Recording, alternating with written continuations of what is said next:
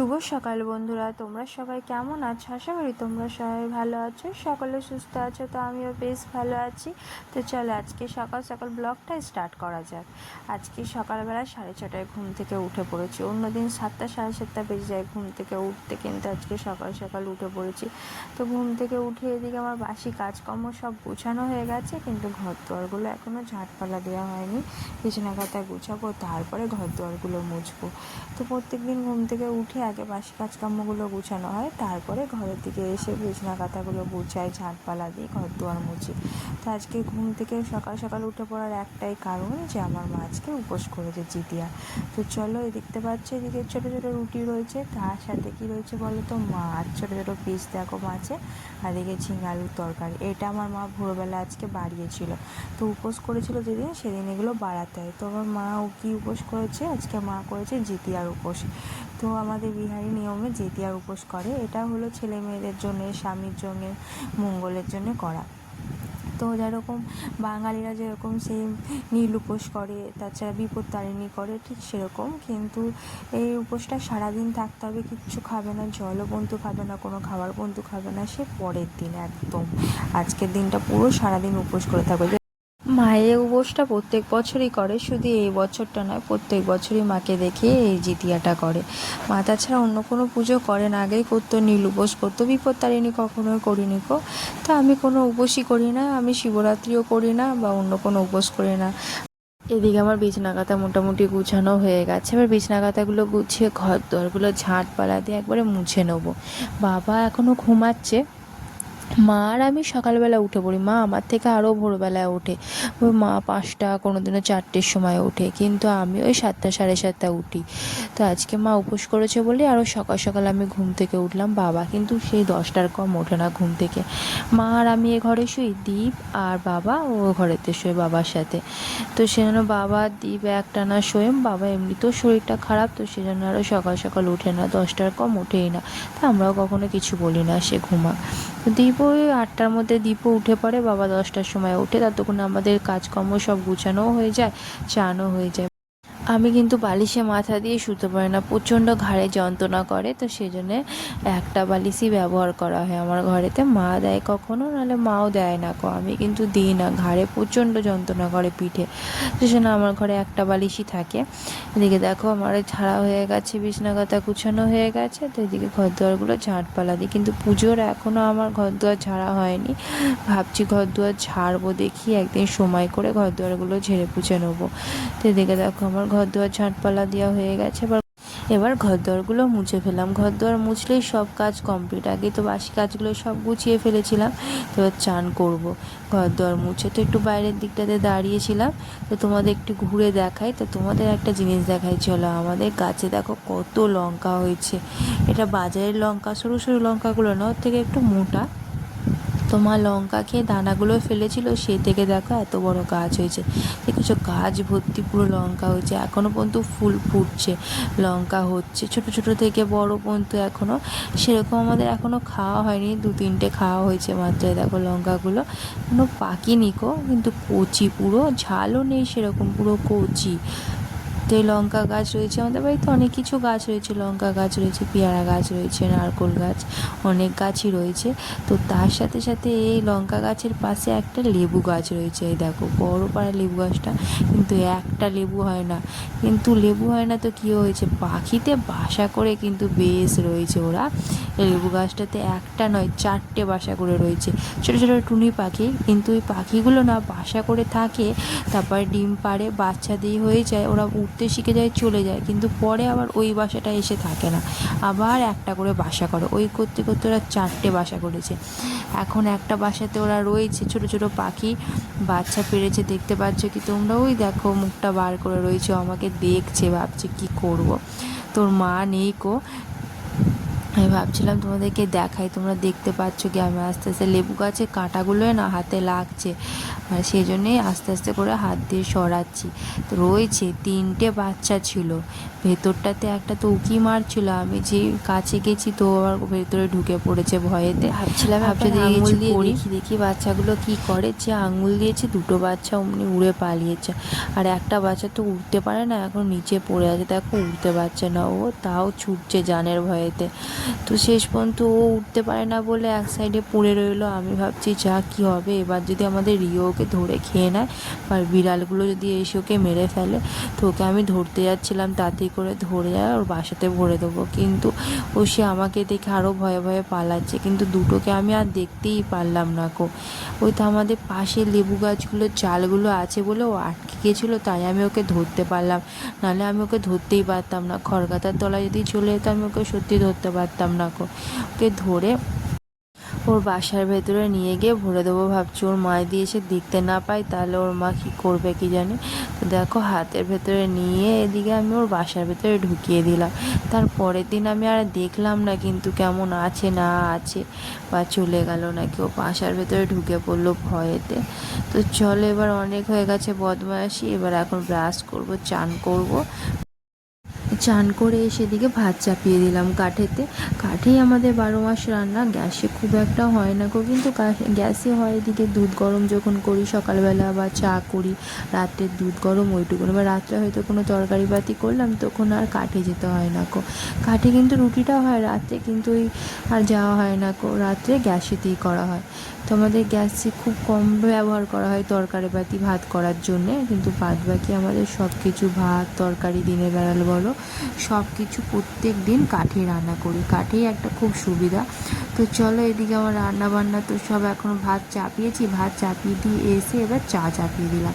আমার বাবা কিন্তু ঘুম থেকে এখন উঠে পড়েছে, এবার বাবার জন্য চা চাপালাম। আমি চা খাই না গো, সেই জন্য অল্পই জল নিয়েছি চায়ে। মা আর বাবা খাবে, দীপও সেরকম খায় না। আমার সকালবেলা বলতে চা খেতে বলতে কোনো দিনই ভালো লাগে না, কখনো আমি চা খাই না খুব একটা, দুধ চা খুব আলে কালে একটু খাই, তাও সেরকম আমার খাওয়া হয় না। এদিকে দেখো আমার চা হয়েই এসেছে, বাবাকে চা দিয়ে এসে দেখছি ভাত আমার মোটামুটি হয়ে গেছে, সেই জন্য ভাতের হাঁড়ি উবুর করে দিলাম। এদিকে আমি ডাল চাপিয়েছি, মুগের ডাল, ভাবছি মুগের ডাল পেঁপে দিয়ে মুগের ডাল করব, আর ভাত তাছাড়া দেখি আর কি করি, আলু ভাজবো ভাবছি আর ডিম ভাজবো, ওটাই ভেবেছি। ভাজাভুজিতে আজকে খাওয়া হয়ে যাবে, ওতেই ডাল ভাত একদম পেট ভরে ভাত খাওয়া যাবে। তরকারি পাতি থেকে ডাল ভাত, সত্যি ডাল ভাত হলে পেট ভরে যেন দুটো ভাত খাওয়া যায়। তো দেখো এদিকে পেঁপে ডাল আমার হয়ে গেছে মুগের, তো এদিকে এখন আলু ভাজা আমি চাপিয়ে দিয়েছি। তো মা তো খাবে না, সেজন্য আমরা বেশি তরকারি পাতি কিছু করলাম না গো, ডাল ভাত আমার তো ভালো লাগে, আর বাবাও খেয়ে নেবে, দীপও খেয়ে নেবে, আর অল্প চাল তো রান্না করেছি। ওবেলা আমরা 12 মাস রুটিই খাই, কিন্তু ভাত আমাদের একবেলাই খাওয়া হয়, জল খাবারও আমরা ভাত খাই না গো, মাও খায় না বাবাও খায় না, আর আমারও কখনো খাওয়া হয় না গো। কিন্তু আমার বদ্দি মেসদিরা ওদের 12 মাস জল খাবারে ভাত, তার 3 টাইম ভাত, সকালে জল খাবারে, দুপুরে আর রাত্রে, ওদের 12 মাসের। কিন্তু ওরা আমাদের বাড়িতে এলে একটু অসুবিধা হয় খাওয়া দাওয়া করতে, কিন্তু ওদের জন্য সকাল সকাল রান্নাবান্না আমাদেরকে চাপাতে হয়। চলো এদিকে মোটামুটি আমার আলু ভাজা হয়েই এসেছে।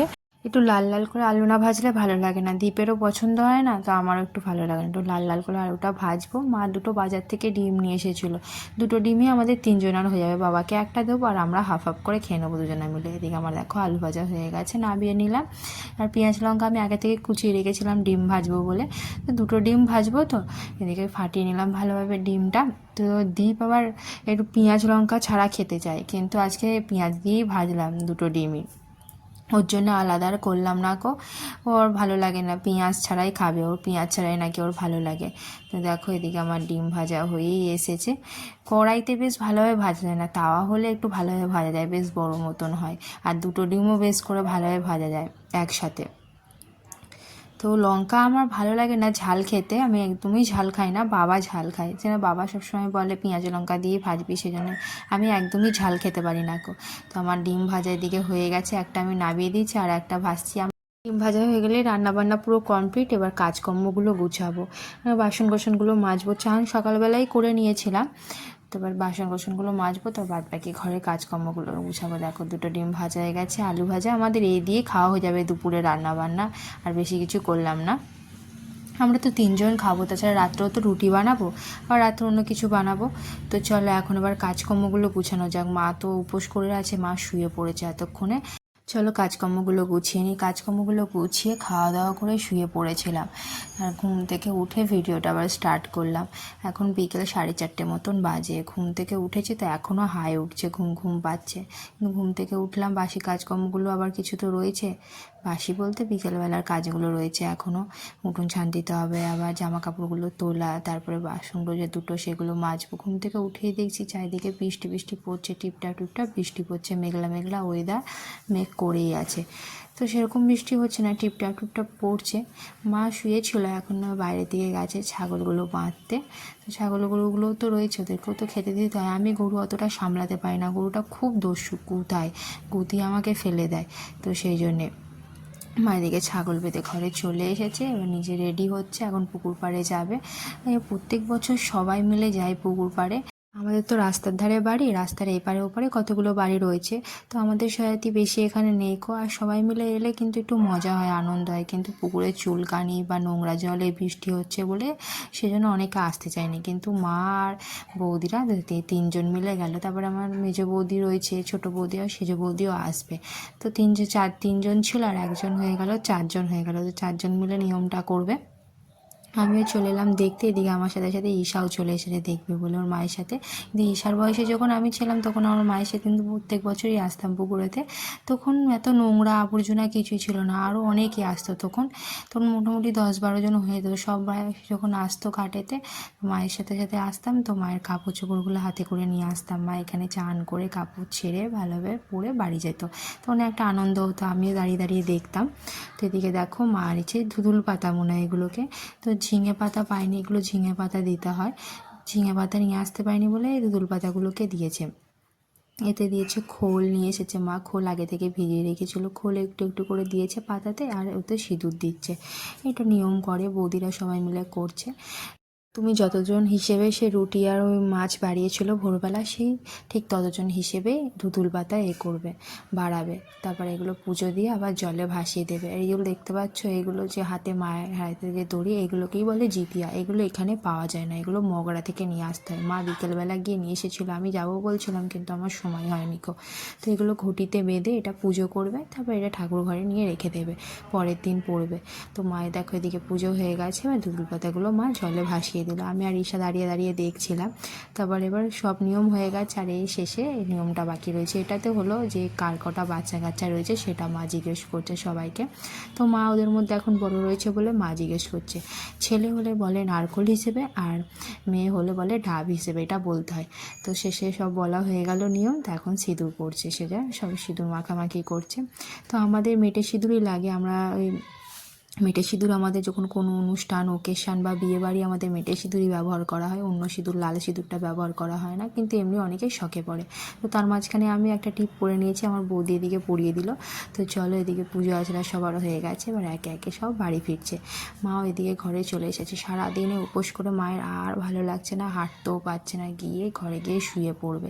আজকে তার কিচ্ছু খাবে না, সে কালকে একবারে রান্নাবান্না করব, তারপরে খাওয়া দাওয়া করবে। পুজো করেই খেতে পারবে, পুজোর আগে খেতে পারবে না। এদিকে বৌদিরাও চলে এলো, মাও এদিকে ঘরে চলে এসেছে। তো এখন এবার ঘরে আমিও চলে এলাম মায়ের সাথে সাথে। তাই চলো আজকের ব্লগটা আমি এখানেই শেষ করব। পরের ব্লগে তোমাদের সাথে দেখা হবে। তোমরা সবাই ভালো থেকো, সুস্থ থেকো। চলো টাটা।